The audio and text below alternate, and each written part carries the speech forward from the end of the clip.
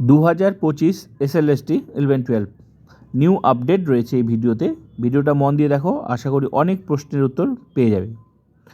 11-12 final panel কবে প্রকাশ হবে এই নিয়ে আমি আগেও ভিডিও করেছিলাম তোমাদের। সেখানে বলেছিলাম 10 থেকে 15 সম্ভাব্য ডেট। সেখানে বলেছিলাম এর মধ্যেই 9-10-এরও ডকুমেন্টস ভেরিফিকেশন কিন্তু শুরু হবে।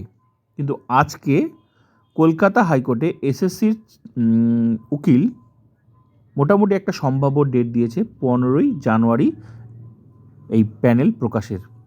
এ থেকে বোঝাই যাচ্ছে এসএসসি কিন্তু 15ই জানুয়ারি কিন্তু প্যানেল প্রকাশ করবে 11-12।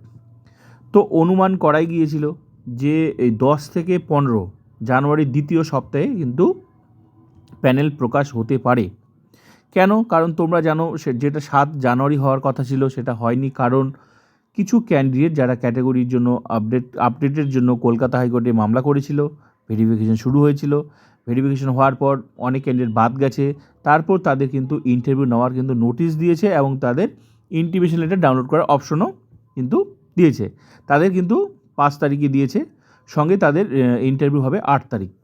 তাহলে 11-12-এর নতুন করে যে সমস্ত ক্যান্ডিডেট, ওই 46 জন ক্যান্ডিডেট ইন্টারভিউ হচ্ছে 8 তারিখ। তো 8 তারিখের পর ধরাই যাচ্ছে, কারণ এই 11-12-এর কিছু ক্যান্ডিডেট বাকি ছিল বলেই তো প্যানেলটা প্রকাশ করতে পারেনি, তাহলে ওদের ইন্টারভিউ 8 তারিখে হয়ে যাচ্ছে। তাহলে 8 তারিখের পর কিন্তু এসএসসি কিন্তু আর কোনো চাপ নেই, আর কোনো বাধা নেই। তাহলে বোঝাই যাচ্ছিল যে এসএসসি কিন্তু রেডি হচ্ছে প্যানেল প্রকাশের। তো আশা করি প্যানেল রেডি হয়ে গেছে, জাস্ট সময়ের একটু অপেক্ষা। তো আশা করি সেই ডেটটা মিলে যাবে 10 থেকে 15। আমি আগের ভিডিও, 1 সপ্তাহ আগের ভিডিও তোমরা দেখবে, আশা করি মিলে যাবে।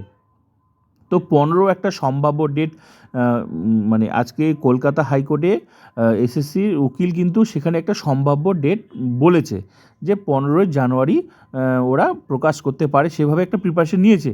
এ থেকে বোঝাই যাচ্ছে যে 15 জানুয়ারি প্রকাশ হওয়ার সম্ভাবনা কিন্তু প্রবল রয়েছে। তো আর 9-10-এর ভেরিফিকেশন, 11-12 প্যানেল প্রকাশ কিন্তু আগে হবে, সেটা তোমরা আগেই জানতে। তাহলে 11-12 প্যানেল যদি প্রকাশ হয়েই যায় 15 তারিখ, তো নিশ্চয়ই তার সাথে সাথে বা সেদিনও 9-10-এর ভেরিফিকেশন একটা নোটিশ দিয়ে দিতে পারে, বা সেদিন নাও দিতে পারে, বা আগেও দিতে পারে, একদিন আগেও দিতে পারে, বা একদিন পরেও দিতে পারে। মোট কথা বোঝাই যাচ্ছে প্যানেল প্রকাশ আর 9-10-এর ভেরিফিকেশন কিন্তু একদম কাছাকাছি ডেট কিন্তু পেয়ে যাবে, যেটা সবার প্রথম কিন্তু বাংলা আর ইংরেজি শুরু হবে। তো বোঝাই যাচ্ছে আর কোনো চাপ নেই, তাড়াতাড়ি কিন্তু প্যানেল প্রকাশ হয়ে যাবে। তারপরে শুরু হবে কাউন্সেলিং। একদিকে 9-10-এর ভেরিফিকেশন শুরু হবে, সাবজেক্টগুলো সবার প্রথমে বাংলা ইংলিশ, তারপর। তো এ পর্যন্ত যা খবর পাওয়া যাচ্ছে অনুমানটা সঠিক হতে পারে, কিছুটা হিন্টস পাওয়াই গেছে। তো 15 জানুয়ারি তোমরা ধরে রাখো, সেদিন পাবলিশ হওয়ার সম্ভাবনা সবচেয়ে প্রবল রয়েছে 11-12 ফাইনাল প্যানেল। আর কোর্ট কেস এগুলো মাথায় নিয়ে কোনো লাভ নেই, কেসের মতো চলবে।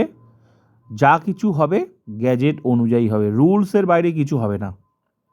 রুলস দেখে পরীক্ষা হয়েছে, রুলস দেখেই সব কিছু হবে, ঠিক আছে? রুলস ব্রেক করলে পুরো সিস্টেম ক্যান্সেল। পুরো সিস্টেম ক্যান্সেল মানে পরীক্ষাই ক্যান্সেল। আর পরীক্ষা ক্যান্সেল মানে যে নিয়মে সুপ্রিম কোর্ট প্রথমকার অর্ডারে পরীক্ষা নিতে বলেছিল, সেই নিয়মে পরীক্ষা হলে 2016 ছাড়া কেউই পরীক্ষা দিতে পারবে না। তো যেটা হয়েছে সেটা আশা করি এতদূর প্রসেস হওয়ার পর আমার মনে হয় না সব কিছু, যেখানে ডকুমেন্টস ভেরিফিকেশন 11-12 ইন্টারভিউ হয়ে গেছে, পুরো প্রসেস কমপ্লিট হওয়ার পর আশা করি আর কোনো কিছুই ক্যান্সেল হবে না। আর আজকে কলকাতা হাইকোর্টে এসএসসি কিন্তু জানিয়ে দিয়েছে 9-10, 11-12 সবচেয়ে বেশি ক্যান্ডিডেট ফ্রেশার্সরা ডাক পেয়েছে। তো এই যে বিভিন্ন নিউজ যে ছড়ানো হচ্ছে, ফ্রেশার্সরা চাকরি পাবে না, ফ্রেশার্সরা ডাক পায়নি, এটা পুরোটা একদম মিথ্যে। কোনো তর্ক বিতর্কের জায়গা নেই। যারা ভালো পড়েছে তারা ডাক পেয়েছে, যারা ডাক পেয়েছে, যারা ইন্টারভিউ দিয়েছে তাদের চাকরি হবে। যে যেমন ইন্টারভিউ দিয়েছে সে তেমন জায়গা দখল করবে, হয় ইমপ্যানেল হবে, না হলে ওয়েটিং হবে। একটা কথা বলে রাখি তোমাদের, 2025 এসএলএসটিতে সব থেকে বেশি ফ্রেশার্স চাকরি পাবে। এবার অনেকেই ওয়েটিং হতে পারে, হ্যাঁ ওয়েটিং হতেই পারে, ঠিক আছে, কিন্তু ওয়েটিং হলে যে তোমার চাকরি হবে না এটা কিন্তু নয়। সব থেকে বেশি আবার চাকরি এই ওয়েটিং থেকেই হবে। কেন হবে? যারা নতুন তোমরা এই জিনিসটা বুঝবে না, যারা ফ্রেশার্স তারা তোমরা বুঝবে না। বিষয়টা হচ্ছে একটা ক্যান্ডিডেট জেনারেলে আছে, ঠিক আছে, মনে করো জেনারেলে কেউ ওয়েটিংয়ে চলে গেছে, তো জেনারেলে ভালো র্যাঙ্ক করেছে, সে মনে করো জেনারেল ক্যাটাগরিতে আছে, সেই জেনারেল ক্যাটাগরিতে এসসিও ঢুকেছে, এসটিও ঢুকে, যারা ভালো ভালো মার্কস আছে 100-র মধ্যে যারা টপ নাম্বার আছে, সিরিয়ালি কেউ জেনারেল ঢুকেছে, কারণ জেনারেল সবাই ঢুকতে পারে। তো কেউ জেনারেলে ওয়েটিংয়ে আছে, কেউ জেনারেল ক্যান্ডিডেট জেনারেল ওয়েটিংয়ে আছে, এসসি ক্যান্ডিডেট এসসিতে ওয়েটিং আছে, এসটিতে ওয়েটিং আছে। তো এই যে ওয়েটিং আছে, তো ওয়েটিং মানেই জীবন শেষ সেটা নয়, কিন্তু জাস্ট একটু ওয়েট করতে হবে। কারণ প্রথম কাউন্সেলিংটা কিন্তু প্যানেলটা হবে, প্যানেল তাদের কাউন্সেলিং হবে, তারপরে কিন্তু ওয়েটিং লিস্টের কাউন্সেলিং হবে। তাই ওয়েটিং লিস্ট হয়ে গেছো মানে তোমার চাকরি আসা শেষ এটা নয় কিন্তু, মানে অন্যবার যেমন ওয়েটিং থেকে চাকরি হতো তার থেকে অনেক বেশি গুণে চাকরি হবে এই 2025 এসএলএসটিতে। কেন? কারণ বেশিরভাগ ক্যান্ডিডেট এখানে বেশি মার্কস হওয়ার ফলে তোমার ঢুকে যাচ্ছে জেনারেল ক্যাটাগরিতে।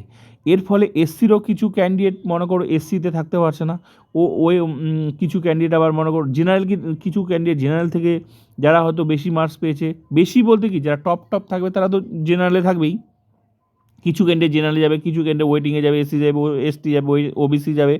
তো এই যে যাচ্ছে, তো একটা ক্যান্ডিডেট 3-4 জায়গা থাকবে, মনে করো দুই জায়গা থাকবে, কেউ মেল ফিমেল বিভিন্ন জায়গা থাকবে। তো যে ক্যাটাগরি, যে একটা চাকরি তো একটাই নেবে না, তো যে যখন চাকরিটা নেবে, মনে করো একটা জেনারেল ক্যাটাগরি ক্যান্ডিডেট চাকরি নিল, জেনারেলেও শুধু জেনারেলেই আছে, শুধু জেনারেলে চাকরি নিল, ব্যাস জেনারেল চাকরি ঠিক আছে। তারপর মনে করো ওই জেনারেল ক্যাটাগরিতে এসসিও ঢুকে আছে, এসটিও ঢুকে আছে, তো এসসি তো আবার নিজের ক্যাটাগরি তো থাকবে, ও আবার জেনারেলও থাকবে। সে যদি আবার ফিমেল হয়, সে যদি ফিমেল ক্যাটাগরি হয়, সে এসসি ফিমেল ক্যাটাগরি, তাহলে ওর ভাবো কয় জায়গায় আছে, এসসি ফিমেল ক্যাটাগরি কিন্তু ভালো র্যাঙ্ক করেছে, সে জেনারেল ঢুকে আছে, সে আবার জেনারেলে মেল ফিমেলে আছে, সে আবার ফিমেলে আছে, সে আবার এসসিতে আছে, সে আবার এসসি মেল ফিমেলে আছে, সে আবার এসসি ফিমেলে আছে। তার মানে একটা ক্যান্ডিডেট 4 জায়গায় আছে। তুমি ভাবো, একটা ক্যান্ডিডেট 4 জায়গায় আছে, ওয়েটিংয়ে 4 জায়গায়। তাহলে ওর জন্য যে আরও যে ক্যান্ডিডেটগুলো ইমপ্যানেল থেকে ওয়েটিংয়ে চলে গেছে, তাহলে ওরা কি চাকরি পাবে না? পাবে। কখন পাবে?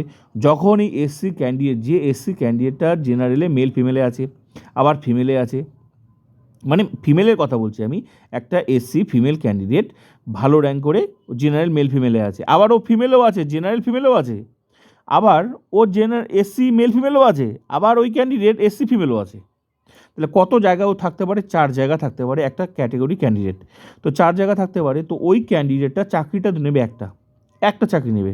তাহলে ওই একটা ক্যান্ডিডেট চাকরি নেওয়ার ফলে ওর জায়গার যে সিটগুলো 3 জায়গায় খালি হয়ে গেল, তো 3 জায়গায় লাইন দিয়ে থাকবে, আবার তিনটা ভ্যাকেন্ট কিন্তু হয়ে গেল, ওই 3 জন ক্যান্ডিডেট আবার চাকরি। এইভাবে তোমরা ভাবো তাহলে কতজন ক্যান্ডিডেট চাকরি পেতে পারে, এই হিসাবটা সব জায়গায় দাও, যে হিসাবটা বললাম এই হিসাবটা সব জায়গায়, ঠিক আছে।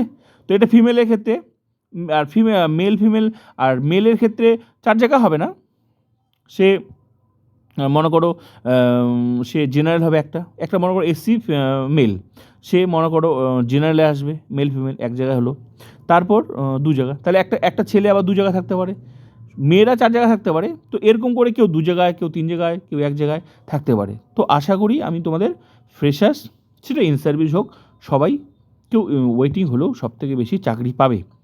তো দেখাই যাক, দেখতেই পাবে। 15 তারিখ ওয়েট করো, আশা করি 15 তারিখ তোমরা লিস্ট পেয়ে যাবে। আর 9-10 কোনো বিভ্রান্ত না হয়ে সামনে লক্ষ্য রাখো, যদি তুমি এই ইন্টারভিউটা ভালো দাও তোমাকে কেউ আটকাতে পারবে না। আর যদি একটু কম হলেও ওয়েটিং লিস্টে গেলেও তোমার চাকরি হবে, যদি তুমি প্রথম সারিতে থাকো, ঠিক আছে। তাই আশা রাখো, বিভ্রান্ত হবে, মাথাটা যাবে, ইন্টারভিউ ভালো দিতে পারবে না, ঠিক আছে।